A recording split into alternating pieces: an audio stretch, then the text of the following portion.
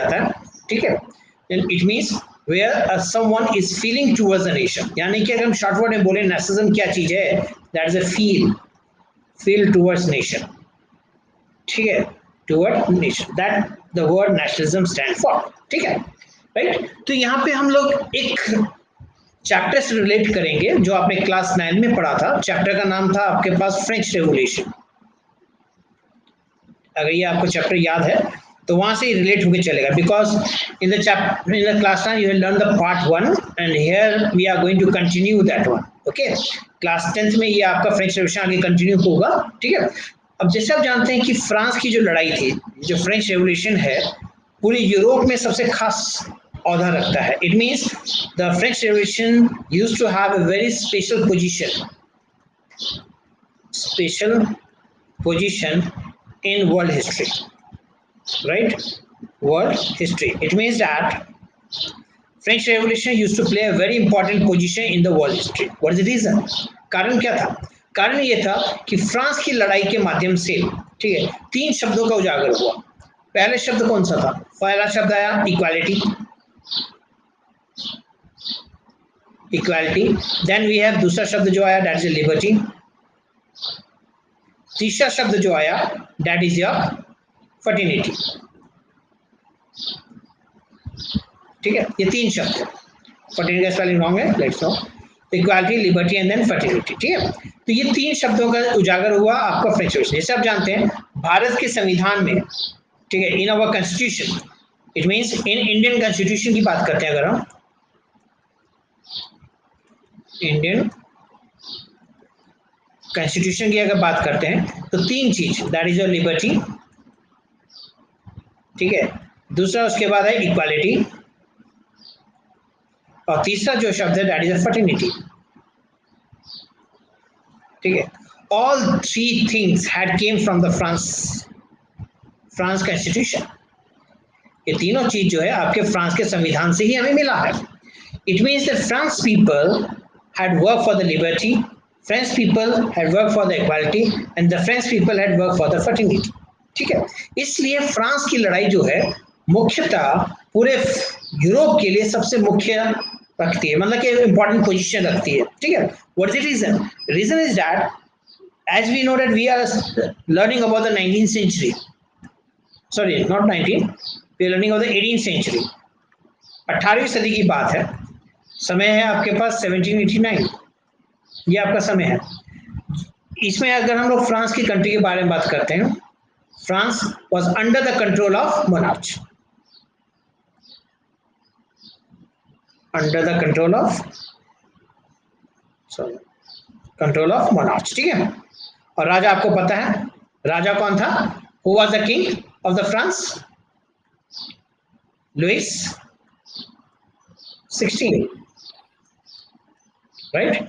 Louis 16 is the king over there. तो Louis 16 जो है वो आपका फ्रांस का राजा था, ठीक है। तो सिंपल सी बात है, वहां जो पोजीशन चल रहा था कौन सा चल रहा था? मोनार्च चल रहा था, दैट्स अ मोनार्च, ठीक है। और लुइस 16 जो है पूरा एक किस प्रकार का राजा? एक डिस्पोटिक किंग था। डिस्पोटिक का मतलब क्या हुआ? डिस्पोटिक मतलब हो गया जहां राजा अपने बारे में ही सोचता था। As you learn the character of the Louis 16 in class 9, ठीक है। जैसे लुइस 16 किस प्रकार का व्यक्ति था? लुइस 16 सबसे पहला था कि ये डिवाइन राइट ऑफ किंगशिप में बिलीव करता था, ठीक है, यानी कि डिवाइन राइट ऑफ किंगशिप, ठीक है। डिवाइन राइट ऑफ किंगशिप में बिलीव करता था कौन? लुइस 16। तो Louis 16 divine right of kingship का मतलब क्या हो गया? राजा ही सब कुछ है, ठीक है। और सोसाइटी को उसने डिवाइडेड किया हुआ था। People are under the condition high pressure, ये आपने क्लास 9 में पढ़ा है, ठीक है। तो लुइस 16 के बारे में आप पढ़ चुके हैं। लुइस 16 एक डिस्पोटिक राजा था। डिस्पोटिक राजा एक निरंकुश राजा था जो केवल अपने बारे में ही सोचता था, ठीक है, और एक इनसफिशिएंट इनइफेक्टिव राजा था फॉर द पब्लिक, ठीक है। तो people had decided to throw the monarch in France. Okay, people had decided to throw the monarch in France, which was very famous with the name of French Revolution in history. Okay, तो France में हुआ क्या? 1789 के दौरान में France के लोगों ने, ठीक है, 1789 में क्या हुआ? फ्रांस के लोगों ने, ठीक है, फ्रांस के पीपल, आम जनता यानी common people of the France, common people of France, ठीक है, जो आज तक कभी नहीं हुआ था। आम जनता, common people of France versus king of France के बीच में लड़ाई हो गई। ये आपने क्लास 9 में पढ़ा है, ठीक है। तो कॉमन पीपल ऑफ फ्रांस और राजाओं के बीच में लड़ाई हो रही है। वहां राजा कौन है? Louis 16 is the king over there, ठीक है। यहाँ कॉमन आदमी आम जनता है, जिसमें आपके पास टीचर हैं, ठीक है, डॉक्टर्स हैं, बिजनेसमैन हैं, स्टूडेंट्स हैं, ठीक है, टोटल एक्सेट्रा, क्राफ्टमैन है, कॉबलर है, ऑल सब, ठीक है। कॉमन मैन यानी कॉमन आदमी, ये सबसे बड़ा चीज है। कॉमन इंसान ने राजा को थ्रू आउट किया, जो आज तक नहीं हुआ था। जबकि फ्रांस का राजा यानी कि जो बर्बन डायनेस्टी जो था, actually you know that Louis 16 जो है वो बर्बन डायनेस्टी से बिलोंग करता था, ठीक है। और बर्बन डायनेस्टी जो है 300 सालों से फ्रांस के ऊपर राज कर रही थी। तो आजकल आज तक ऐसा नहीं हुआ था जहां कॉमन आदमी जो है राजाओं के अगेंस्ट खड़ा हो जाए और राजा को पूरी तरह से समाप्त कर दे, यानी उनका साम्राज्य को खत्म कर दे। आज तक नहीं हुआ था, ठीक है। अब राजा जैसा भी होगा, कॉमन आदमी को उस चीज को फील करके चलना होगा, कॉमन आदमी को उसको मान के चलना होगा, ये चीज चलता था।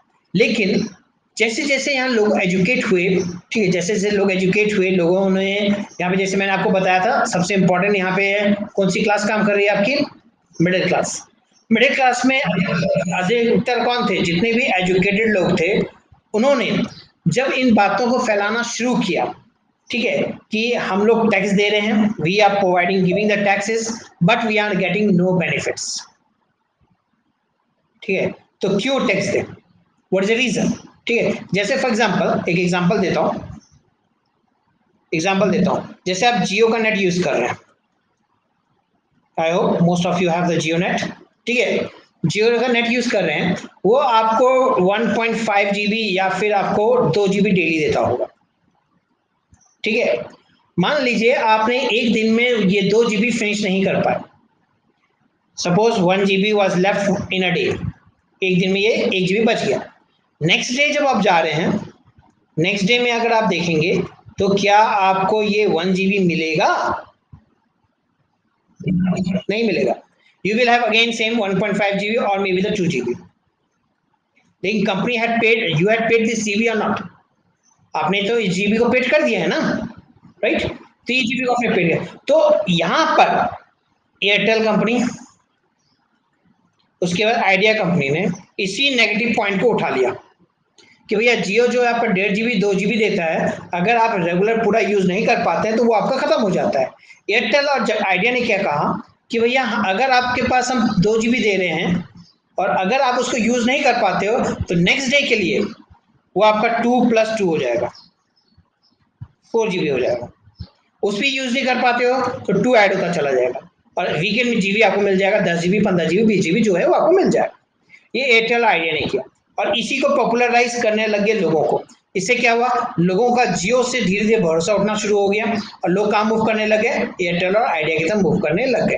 बिकॉज यहाँ पे क्या, हम पेमेंट कर रहे हैं ना, I am paying the money but I am not getting the benefit, right? तो उसी प्रकार से सेम एजुकेटेड लोगों ने अपनी बात जो है लोगों को बताना शुरू किया कि हम लोग टैक्स तो पेमेंट कर रहे हैं but we are not getting any benefits, हम लोग टैक्स पेमेंट कर रहे हैं बट हमें कोई बेनिफिट नहीं मिल रहा है।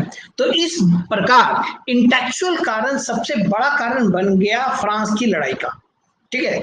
जैसे आप जान रहे हैं we have various causes for the French revolution.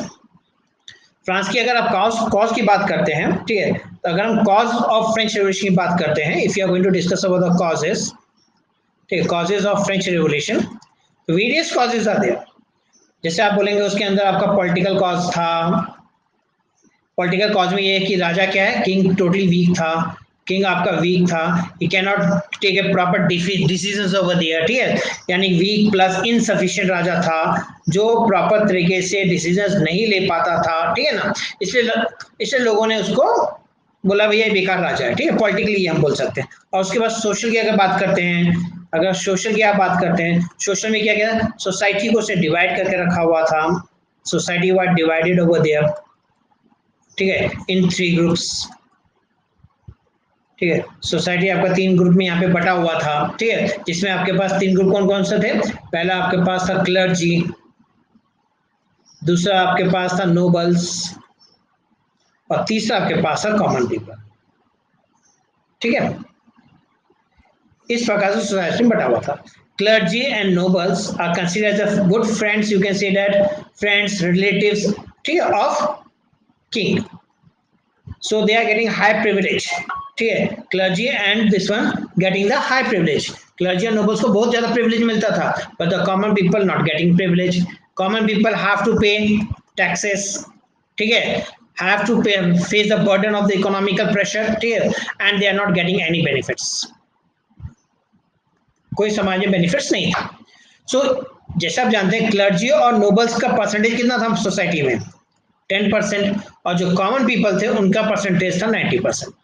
ठीक है, तो कॉमन पीपल ज्यादा थे, नोबल्स बहुत कम थे, और नोबल्स और क्लर्जी को काफी ज्यादा बेनिफिट्स मिलता था, इनको कोई टैक्स पेमेंट नहीं करना पड़ता, यानी समाज में डिफरेंसेस, यानी जिसे बोल सकते हैं सोशल डिस्क्रिमिनेशन हुआ करता था। ये 3 कारण। तीसरा कारण आप देखेंगे दैट इज इकोनॉमिकल कारण, आप बोल सकते हो। इकोनॉमिकल कारण में एक सबसे बड़ा मुद्दा आ जाता है, what is that? Taxes. Tax का बर्डन सबसे ज्यादा किसको था? Common people used to have, common लोगों को टैक्स का बर्डन था। और चौथा और सबसे इंपॉर्टेंट चीज जो है वो दैट इज इंटेलेक्चुअल।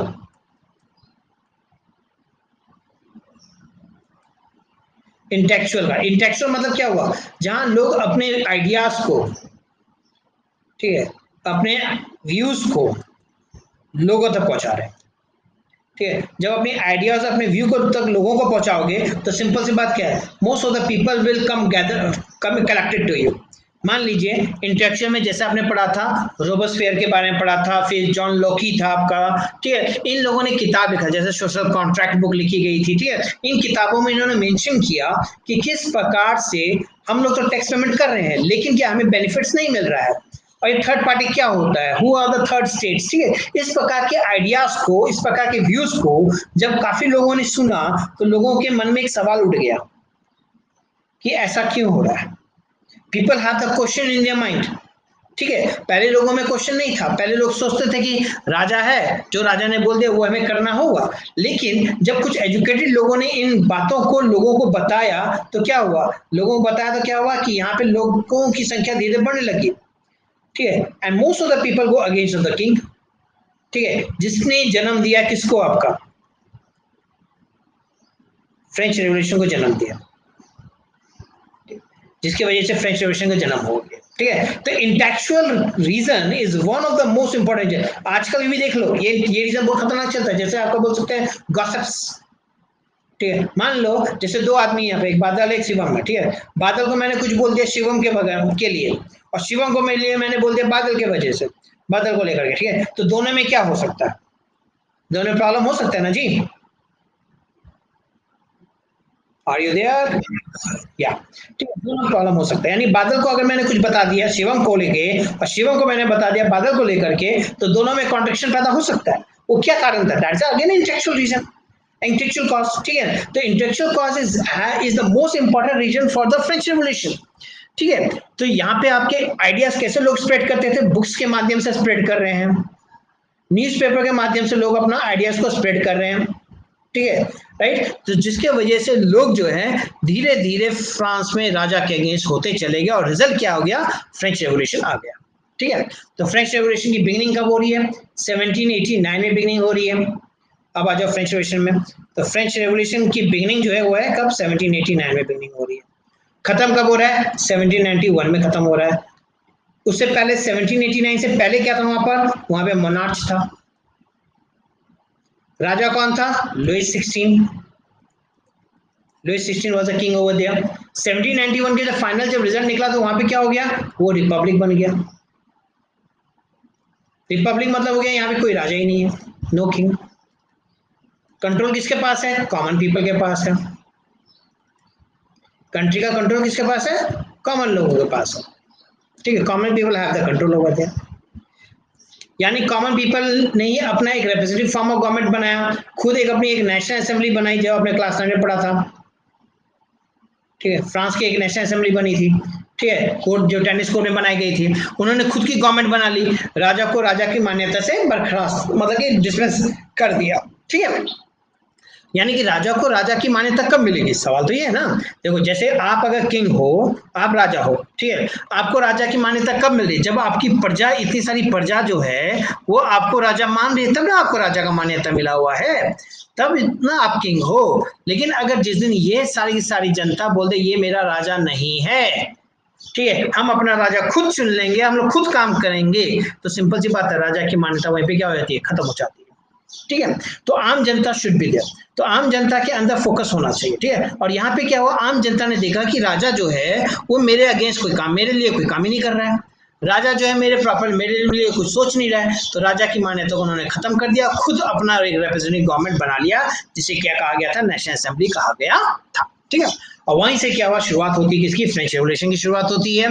और यहाँ पे स्टोरी ये है कि आपका जो कॉमन लोगों ने यानी आम जनता ने किस प्रकार से राजा के साम्राज्य को खत्म कर दिया, ये सबसे बड़ी कहानी है। ठीक है, कि आम जनता जो आज तक कभी नहीं हुआ था, कभी भी आज तक आम जनता ने राजा के अगेंस्ट में नहीं खड़ा हुआ था। ठीक है, लेकिन क्या हुआ, ये एक एग्जाम्पल मिल गया हर एक आदमी को कि अगर राजा आपका निरंकुश है, राजा अगर आप मतलब सेल्फिश है, तो अगर आम जनता पूरी इकट्ठी हो जाए तो राजा को झुकना पड़ेगा। ठीक है, ये सबसे बड़ा बात।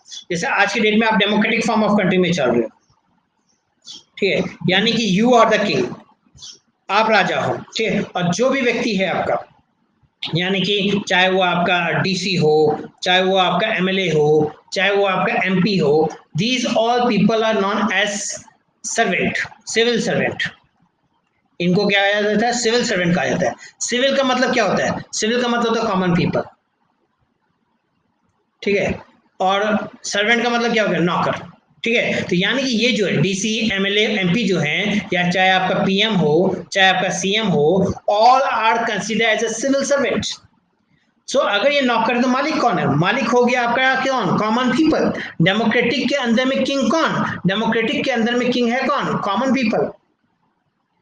यही चुन रहा है सबको ना। तो अगर मान लीजिए कॉमन आदमी कल बोल दे कि भैया हमको ये पीएम पसंद नहीं है, ये पीएम मेरे लिए प्रॉपर काम नहीं कर रहा है, ठीक है, ये सीएम मेरे लिए प्रॉपर काम नहीं कर रहा है, तो अगर आम जनता पूरी की पूरी आम जनता बायकॉट कर दे, अगर इस पीएम को बायकॉट कर दे, सीएम को बायकॉट कर दे, तो क्या होगा। तो सिंपल सी बात है, ना तो पीएम का चल रहा है ना सीएम का चल रहा है, चल किसका रहा है, केवल कॉमन लोगों का चल रहा है। तो यहाँ पे पीएम का रोल और सीएम का रोल पूर्ण रूप से क्या हो जाता है, खत्म हो जाता है। ठीक है, the role of the PM and the CM, बोलो।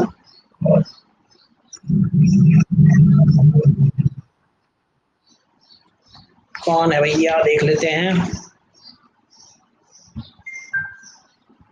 टिशू,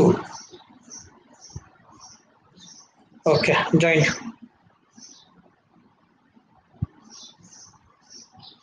ज्वाइन कर दिए उसको, उसको बोल दो आ जाएगा। ठीक है, तो इधर पे हम देखेंगे पीएम और सीएम की बात तो यहाँ खत्म होगी। तो यहाँ कॉमन आदमी कौन है, who is a common person, is common person is a king. In which type of ruling, in democratic ruling. ठीक है, डेमोक्रेटिक रूलिंग में कॉमन आदमी राजा है। इससे तो कहा जाता है जब भी पीएम आएगा आपके पास है, क्या बोलेगा, मुझे मतदान देना, मुझे वोट करना, प्लीज मुझे वोट करना। आपने सिचुएशन देखा ही होगा, जितना भी मंत्री होता है, they use to close their hands, ठीक है, राइट, हाथ जोड़ के आपके पास आके बोलेगा कि हमको वोट दीजिएगा, हमको पक्का वोट दीजिएगा, हाँ अगर जीत जाएंगे तो हम ये करेंगे वो करेंगे, हमको पक्का वोट दीजिएगा। बोलो उसके बाद वो नहीं करता, अलग चीज है, लेकिन आफ्टर 5 years फिर से आएगा ना वो, तो आम जनता का पूरा अधिकार है, उस आम जनता को, आम जनता उसमें पूरा कर सकती है कि भैया इसको खत्म कर दे। ठीक है ना, तो जैसे समाप्त कर सकते हो। ठीक है, तो ये हो गया कंप्लीट, यानी आम जनता के पास पावर आ गया। ठीक है, तो आम जनता के पास जो पावर आया, जो आज के डेट में आप जिस चीज को देख रहे हैं, डेमोक्रेटिक फॉर्म को देख रहे हैं, फीलिंग जो देख रहे हैं डेमोक्रेटिक फील का, कहां से आया है, that came from the French revolution. और फ्रांस को आइडिया कहां से आया, फ्रांस को आइडिया आया यहाँ पर अमेरिकन वॉर ऑफ इंडिपेंडेंस से। फ्रांस को ये अगर आइडिया, जो आइडिया आया, ये कहां से आया, अमेरिकन वॉर ऑफ इंडिपेंडेंस। आपने पढ़ा होगा, एक लाइन दिया हुआ था कि फ्रांस, ब्रिटेन जो है वो पूरा ऑल ओवर अमेरिका को कैप्चर करके रखा हुआ था, और फ्रांस की आर्मी जाकर के ब्रिटेन को मतलब कि अमेरिका को आजाद करती है, किससे, ब्रिटेन से। तो दे गॉट द आइडिया कि भैया अगर हम दूसरी कंट्री को आजाद कर सकते हैं तो हम अपनी कंट्री को आजाद क्यों नहीं कर सकते। तो इससे क्या हुआ, ये जो लोगों के अंदर फिर धीरे धीरे क्या होने लगा, कॉन्सेप्ट आ गया कि भैया अगर हम एकजुट हो जाएं तो राजा को के साम्राज्य को हम लोग क्या कर सकते हैं, समाप्त कर सकते हैं. That is all in the French revolution. Any question up to here? Okay, this is the whole story of class 9th only. ये पूरा स्टोरी आपका क्लास 9 क्योंकि लिंकअप है. ठीक है, फ्रेंच रेवोल्यूशन का लिंकअप है आपका. ठीक है, अब देखेंगे जैसे कि अगर आप फर्स्ट पेज अपनी बुक का जाएंगे तो आप देखेंगे वहां एक पेंटिंग बनी हुई है. पहला पहला पेज में आप जाइएगा, देखिए अगर बुक खुले होगा तो पक्का दिखेगा. राइट, वो एक पेंटिंग है. यहाँ आप देख सकते हैं इस तरह का पेंटिंग दिखा हुआ है. वैसे इससे क्वेश्चन आता नहीं है लेकिन फिर भी कोई भरोसा नहीं है सीबीएसई का. एक मार्क्स का क्वेश्चन पक्का इसमें से गिरता बहुत है, डिस्क्रिप्टिव नहीं गिरता. ठीक है, यह एक पेंटिंग आपकी इस तरह से है. पेंटिंग में आप यहाँ देखा होगा एक स्टेचू होगा. स्टेचू में बना नहीं सकता हूँ, इतना गंदा खतरनाक ड्राइंग मेरा नहीं है. यहाँ एक स्टेचू होगा अगर आप पेंटिंग को ध्यान से देख रहे हैं तो. ठीक है, राइट. और यहाँ पे लोग खड़े हैं बहुत सारे, इस तरह से एक लाइन गई हुई लोगों की, देखे ना. पेंटिंग को ध्यान से देखो. ठीक है, you can find the lot of peoples over there standings. ठीक है, बहुत सारे लोग खड़े हैं यहाँ पर. ठीक है, lot of peoples are moving towards the statue, you will see the painting. ठीक है, और उस पेंटिंग में खासियत क्या है, ऊपर में आप देखोगे जीसस दिखाई देंगे टॉप में, जीसस विथ हिज एंजल्स, और एक शब्द उसके बीच में लिखा हुआ है. वो बताओ देख करके शब्द क्या है.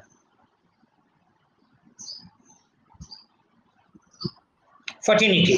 The word which is written over there that's a fraternity. तो यहाँ पे फर्टिनिटी है क्या, fraternity stand for the brotherhood. ठीक है, तो ब्रदरहुड मतलब क्या हुआ, यहाँ पे भाईचारा. सबसे इंपॉर्टेंट है भाईचारा. यहाँ पे क्लोजनेस होना चाहिए. जब तक आप एक दूसरे के साथ क्लोज नहीं हैं, एक दूसरे के साथ एक फीलिंग के साथ जुड़े हुए नहीं हैं, तब तक किसी नेशन को या किसी भी चीज को आप आजाद नहीं करा सकते. जैसे फॉर एग्जाम्पल एक और देता हूं, मान लीजिए आपको ये मटका मैंने दिया. ठीक है, आपको मैंने मटका दिया और उसके बाद एक कटोरा दिया, एक बहुत बड़ा कटोरा है. ठीक है, इस कटोरे में चने पड़े हुए हैं.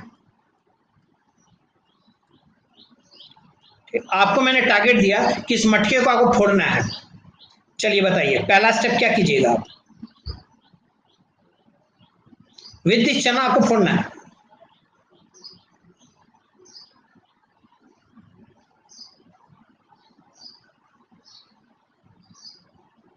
मेरी बात समझ में आई सबको? ये मटका है आपके पास, ठीक है, घड़ा है, और इस चने के माध्यम से आप उसको मटके को फोड़ना है. आपने एक चना लिया, एक चना से मटके को के पास फेंका, क्या मटका फूटेगा? नहीं फूट. चलो एक की जगह मैंने आपको चार चना बोला, चार चना ले लीजिए, चार चना लेके फेंकिए मटके की तरफ, क्या मटका फूटेगा? नहीं फूटा. ओके, चलिए आठ ले लीजिए, नहीं फूटा. अब पूरा का पूरा कटोरा लेके उसके में फेंक दीजिए, कटोरे के साथ फूट गया. यानी क्या सिंबलाइज हुआ, एक अकेला आदमी मटका नहीं फोड़ सकता, दो आदमी भी मटका नहीं फोड़ पाए, तीन आदमी भी मटका नहीं फोड़ पाए, चार मटका यहाँ पे क्या है, मटका यहाँ पे मोनार्च है. ठीक है, तीन आदमी भी आपको मटका नहीं फोड़ पा रहा, चार आदमी मटका नहीं, लेकिन जब सब इकट्ठे हो गए तो क्या हुआ, मटका फूट गया. तो यहाँ पे we require the group of people, group of people should be there. ठीक, ग्रुप ऑफ पीपल होना चाहिए, और ग्रुप ऑफ पीपल के अंदर में एक ही फीलिंग होनी चाहिए, ओनली वन फीलिंग. अगर एक फीलिंग होगी तभी जाके आप ग्रुप ऑफ पीपल को जोड़ पाइएगा. जैसे फॉर एग्जांपल आप पार्टी करने आते हैं, कहीं पर पार्टी करने जाते हैं. ठीक है, यहाँ पे तीन आदमी जुड़े हुए हैं, एक आपका शिवम है, एक बादल है, एक आपका रिशु है. ठीक है, अब पार्टी जो है मान लीजिए रितु ने पार्टी दिया. ठीक है, शिवम गया, बादल गया और रिशु गया. अब तीनों का मेन ऑब्जेक्ट बर्थडे पार्टी में क्या होगा,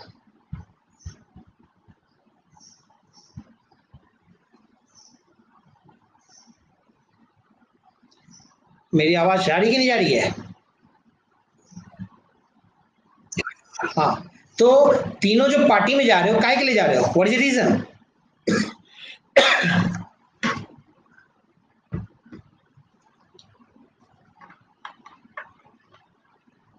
नहीं पता पार्टी में कहा जा रहे हो, बर्थडे पार्टी में कहा जाता है भाई.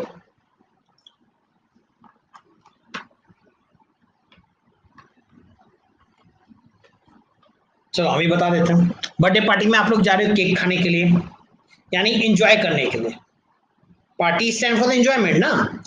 मान लीजिए तीनों का एक ऑब्जेक्टिव है तब ना। मान लो अगर ऋषु वहां पे जाके किताब खोल के बैठ जाता है, बोले हम पढ़ेंगे, तो क्या आप तीनों एंजॉय कर पाओगे? आंसर होगा नहीं, यू कैन नॉट एंजॉय। ठीक है, तो in this case everyone must have the one feeling, और सबकी जब एक फीलिंग होगी तभी जाके आप कुछ बड़ा काम कर सकेंगे।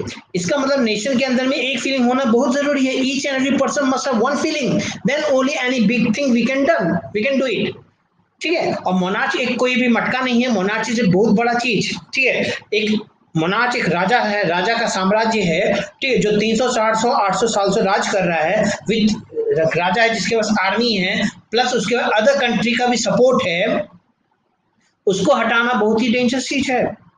ठीक है, अदर सपोर्ट्स भी उसके पास अवेलेबल हैं, तो आर्मी है, अदर सपोर्ट्स हैं, वेपन्स हैं, उसको हटाना है। कौन हटाएगा? कॉमन आदमी हटाएगा। कैसे? ये सबसे बड़ा चीज। तो यहाँ पे सबसे इंपॉर्टेंट क्या शब्द आया? That is a fraternity. ठीक है, fraternity is the most important word has came. Fraternity means over here what? That is a brotherhood, भाईचारा। और भाईचारे रहेगा तभी जाके आप कुछ इकट्ठा काम कर सकते हैं। भाईचारे नहीं रहेगा तो इकट्ठे काम नहीं कर सकते हैं। That's a big thing over there.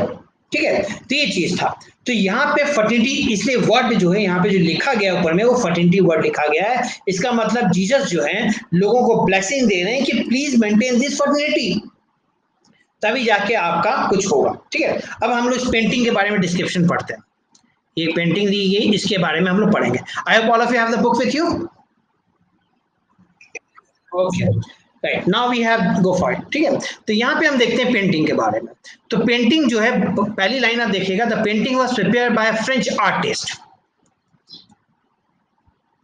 French artist जो है, नाम क्या है उसका? FedEx सोडियो। Felix Sodio is the person who had prepared this painting in their 1848. Is not right? तो 1848 में पेंटिंग बनाई है। अब ध्यान दीजिएगा इस ईयर को। 1848 का वो समय है जहां पे फ्रांस ऑलरेडी बोनार्ट से आजाद हो चुका है। राइट, तो सिंपल सी बात है, यानी फेलिक्स सोरियो जो है यो एक फ्रेंच आर्टिस्ट है। ठीक है, उसने एक पेंटिंग बनाता है कब? इन 1848 में। और ये पेंटिंग एक्चुअली क्या है? ये ड्रीम है, ये सपना था उसका। It was a dream. ठीक है, उस ड्रीम को उसने कैनवस पे उतारा, इसलिए उस पेंटिंग का नाम जो है उसने क्या रखा? Democratic and social republic. The title which is given over there, that is what? Democratic and social republic. This is a one marks question. What is the title of the painting? ठीक है, तो painting का title जो है वो है कि democratic and social. यहाँ पे आपके पास 3 क्वेश्चन मिल गए। ठीक है, सबसे पहले पूछेगा who had created the painting? Answer क्या आएगा? Felix Sorio. When he created the painting? In the 1840। What's the title of the painting? That is democratic and social Republic. ठीक है, 1 मार्क्स के 3 क्वेश्चन यहाँ बन जाते हैं। और ये जो पहला पेज आप पढ़ रहे हैं that is specific for the 1 marks question. ठीक है, 1 मार्क्स क्वेश्चन। और इस बार आप जान रहे हैं जैसे 50% आपका 1 मार्क्स ही होगा। ठीक है, when you are going to give the board तो 50% will be your 1 marks question only. ठीक है, और रिमेन डिस्क्रिप्टिव्स बहुत कम होंगे और ऑब्जेक्टिव है यानी एमसीक्यूज टाइप के बहुत ज्यादा होंगे। ठीक है, तो बहुत ही श्योर शॉट है, अगर आप अच्छा स्कोर किए तो you can have the opportunity to get more and more marks. ठीक है, तो फ्रेंच आर्टिस्ट जो था 1848 में पेंटिंग बनाता है, नाम क्या? Democratic social Republic. एक्चुअल वो पेंटिंग क्या है? उसकी एक सपना है, उसका एक ड्रीम है। रात को सोया, सुबह उठा, सपना देखा था, उस सपने को उसने पेंट में मतलब कैनवस में उतार दिया। पेंटिंग में क्या दिखाया उसने? पेंटिंग में दिखाया कि उसने ये पेंटिंग को एक्चुअली 4 सीरीज में बनाया। 4 सीरीज की पेंटिंग है ये, देखिए लिखा होगा। ठीक है, democratic was prepared in 4 different series. ठीक है, पहली सीरीज की पेंटिंग में उसने लोग दिखाए। ठीक है, long Q of people and long line of people उसने बताया। Q stand for the line. ठीक है, लॉन्ग लाइन ऑफ पीपल दिखाया। पहली पेंटिंग ये है। लंबी किसी कतार है लोगों की, आप देख रहे होगे। ठीक है, तो लंबी सी कतार है लोगों के अंदर में, and these people used to belong to 2 different continent. One is Europe, another one is America. ठीक है, चलो एक बार देख लेते हैं। तो when the painting was prepared? 1848। the painting? Felix Sorio. What is the title of the painting? Democratic and Social Republic. Painting was prepared in how many series? 4 series. In a first series, he shows the long line of the people belong to two different countries, that is Europe and America. Now, question is this: in a painting, how you are able to recognize that which people is from Europe and which people is from America? Painting में पता कैसे चलेगा? आदमी निकल के थोड़ी ना बोलेगा हम यूरोपियन हैं, हम अमेरिकन हैं, है ना? कोई बाहर निकल के तो बोलेगा. Yes, very good. So they have two things over there which shows the differences. One is the costumes and one is a flag. जैसे flag के बारे में already मैं बता चुका हूँ. Flag plays a very very important role which gives the identity of the nation. ठीक है, तो फ्लैग यहाँ लोगों के हाथ में है पहला. दूसरा चीज यहाँ पे लोगों के पास क्या है? कॉस्ट्यूम्स उसका. ठीक है, तो costume is the second thing. तो कॉस्ट्यूम हो गया dress, the way of wearing the dress, that's the costume over there. ठीक है, और यहाँ पे हमारे पास फ्लैग. ठीक है, तो झंडा और कॉस्ट्यूम जो है लोगों का अलग अलग है. European people have the different way to wear the dress, American people have the different way to wear the dress. European people have the different flags and American people have the different flag, which shows that these two, the long line of people used to belong to the two different continents, that is Europe and America. That's the first series of the painting. Second series of painting, if you come, what you're going to see in the second series of painting, you will see that there's one statue. Okay, right here. That is Statue of Liberty. वो statue किसका है? Liberty का, जो आज के date में आपको USA में समुद्र के किनारे में खड़ा हुआ दिखाई देगा, है कि नहीं? Statue of liberty, right? तो statue of liberty actually prepared by the France ने बनाई थी statue of liberty. It was gifted by later on America, उसको गिफ्ट कर दिया गया. ठीक है, तो स्टैचू ऑफ लिबर्टी जो है वो फ्रांस के द्वारा बनाई गई थी. ठीक है, तो स्टैचू ऑफ लिबर्टी में है क्या चीज, खास चीज बताओ क्या है उस स्टैचू ऑफ लिबर्टी में सबसे खास चीज?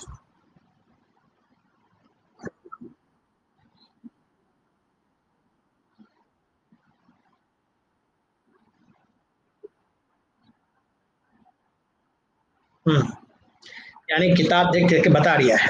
कभी स्टैचू ऑफ लिबर्टी देखा नहीं क्या? देखो, मान लो सपोज करो ये लड़की है, that is statue of liberty. ठीक है, अब इसका एक ये हिस्सा हो गया, that is right, that is left. ठीक है, अगर आपने ध्यान से स्टैचू ऑफ लिबर्टी को देखा ही होगा, मतलब कि एक हाथ में उसके हाथ में तो मशाल है, ये तो सही बोले आपने. ठीक है, और एक हाथ में किताब है, ये भी आपने सही बोला. ठीक है, तो ये सिंबलाइज क्या करता है? ये मशाल जो है ये क्या सिंबलाइज करता है, और ये किताब जो है क्या सिंबलाइज करता है?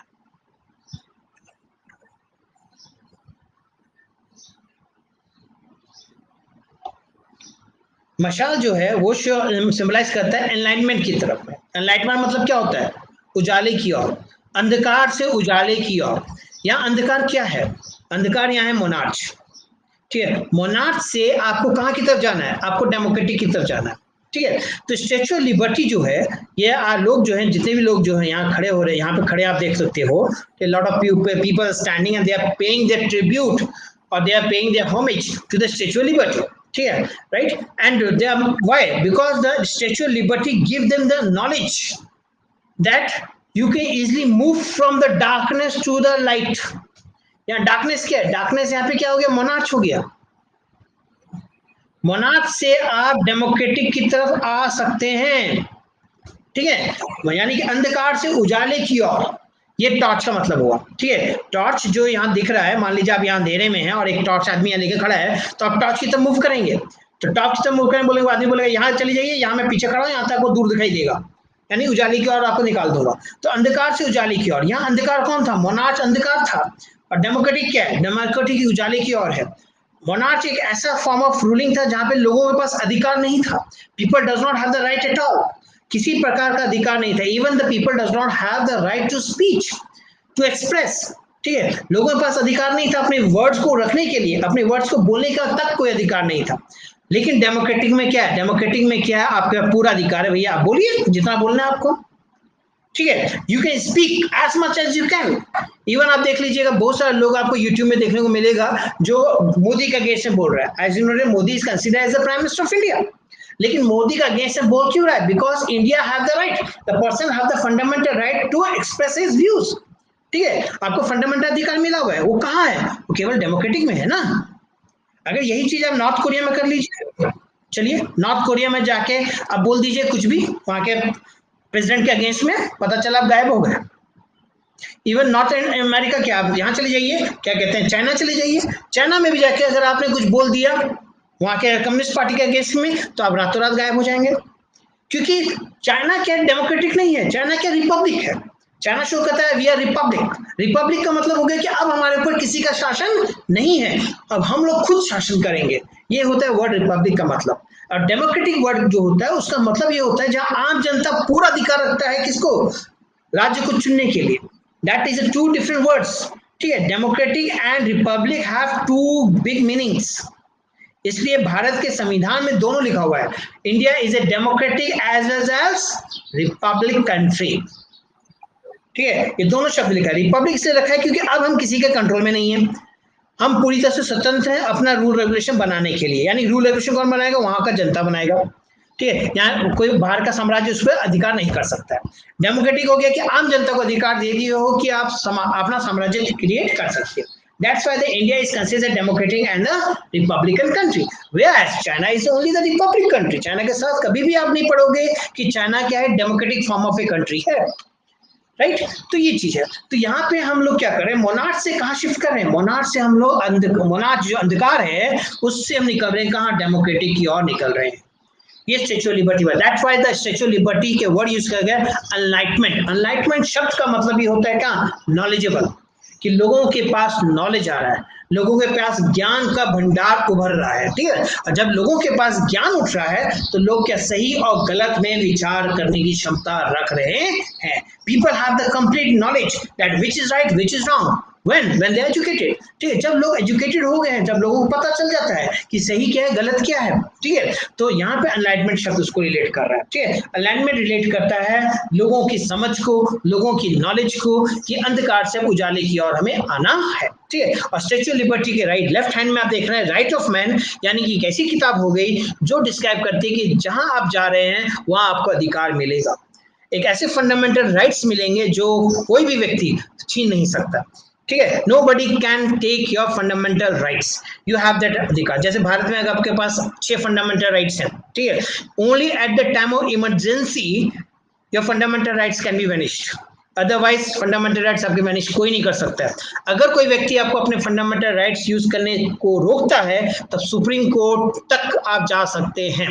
Even the supreme court will easily will take your case कि इसने मुझे मेरा अपने फंडामेंटल राइट्स का इस्तेमाल करने से मुझे रोका है। ठीक है, right, this is all about this. तो ये आपका सेकंड जो फिगर है that is about the statue of liberty. ठीक है, सेकंड जो आ रहा है वो किसके लिए आ रहा है, स्टैच्यू ऑफ लिबर्टी के लिए आ रहा है। Statue of liberty female figure है, ठीक है, व्हाइट कलर की लेडीज है जिसके हाथ में आपका टॉर्च ऑफ एनलाइटमेंट और राइट ऑफ मैन है। ठीक है, ये हो गया। थर्ड फिगर आप देख रहे हैं कि वहां पे स्टैच्यू के बगल में आप देखिएगा किनारे में, जैसे मैंने वहां बनाया था पिक्चर, यहाँ पर इस कॉर्नर में आप देखिए छोटा सा चीज पड़ा हुआ है। यहाँ पर पेटनी की तरफ देखिएगा ध्यान से, यहाँ कुछ चीजें पड़ी हुई है ना। वो क्या चीजें हैं, वो सारे सिंबल्स हैं, वो सारी चीजें हैं जो रिलेट करती हैं किससे, मोनार्च से, मोनार्च रिलेट करती है। ठीक है, यानी अब मुझे मोनार्च पसंद नहीं है, अगर मुझे मोनार्च पसंद नहीं है तो मैं उसके सिंबल्स को रखूंगा ही नहीं, है कि नहीं। मैं उसके सिंबल्स को क्या कर दिया, मैंने स्कैटर्ड कर दिया, मैंने उसको फेंक दिया, जमीन पे फेंक दिया। मान लीजिए जैसे फॉर एग्जांपल लगा लो, मान लो कि तुम्हारी गर्लफ्रेंड ने तुमको कुछ चीज दिया, अब तुम्हारा ब्रेकअप हो गया। ब्रेकअप हो गया तो क्या उसकी चीजों को तुम अपने पास रखे रहोगे या उसको फेंक दोगे? भैया कोई जवाब नहीं, इतना टाइम लग रहा है सोचने में। क्या करोगे, रखोगे फेंक दोगे? तो सिंपली यहाँ पे लोगों को मोनार्च से प्रेम नहीं था तो लोगों ने मोनार्च की चीजों को क्या किया, फेंक दिया। सिंपल सी चीज है कि नहीं, कॉमन लॉजिक है। ठीक है, आपको भैया पसंद नहीं आया, हमको आप पसंद नहीं आया, आपसे रिलेटेड चीज हम नहीं रखेंगे। ठीक है, तो उसके सारे सिंबल्स को स्कैटर्ड कर दिया गया। ठीक है, एब्सोल्यूट मोनार्च का एक बॉक्स दिया हुआ है, देखिएगा राइट साइड में आपका एक बॉक्स है, उसमें 2 शब्द लिखा हुआ है, एक आपका एब्सोल्यूट मोनार्च को लेकर लिखा हुआ है शायद से, और नीचे आपका इथोपियन रीजन को लेके लिखा हुआ है। दो मिला ना?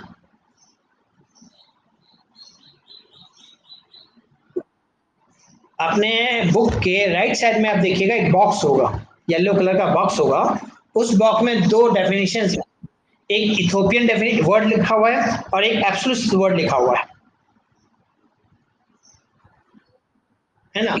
तो इथोपियन शब्द का मतलब क्या होता है? इथोपियन शब्द का मतलब होता है वो चीज जो एक्चुअल में एग्जिस्ट ही नहीं करता है, कल्पना जिसे बोलते हैं, काल्पनिक। ठीक है, दैट इज इथोपियन। कभी जैसे मान लो सपना देखते देखते आपको लगता नहीं कि आपको किसी ने हवा में उठा के पटक दिया जमीन पर, दैट इज अ काल्पनिक।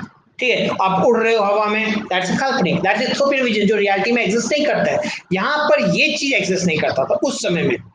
उस समय में डेमोक्रेटिक शब्द जो है वो एग्जिस्ट नहीं करता था, और उस बंदे ने ये सपना देख लिया, डेमोक्रेटिक का सपना देख लिया।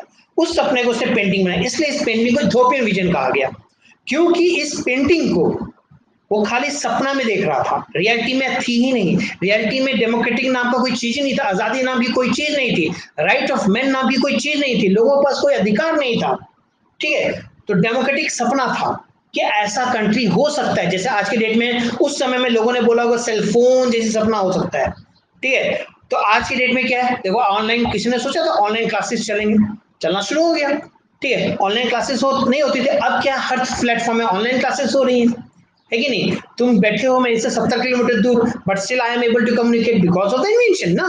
अब मान लो 200 साल या 100 साल पहले लोगों ने इस चीज के बारे में कल्पना नहीं की थी, तो उनके लिए ये विजन क्या हो गया, इथोपियन विजन हो जाएगा। तो इथोपियन शब्द का मतलब हो गया वो चीज जो एक्चुअल एग्जिस्ट करती ही नहीं है, the things which are not actual exist, that is known as a utopian vision, उसी को इथोपियन विजन कहा जाता है। ठीक है, am I clear? Okay, next उसके बाद आपका है एब्सोल्यूट्स।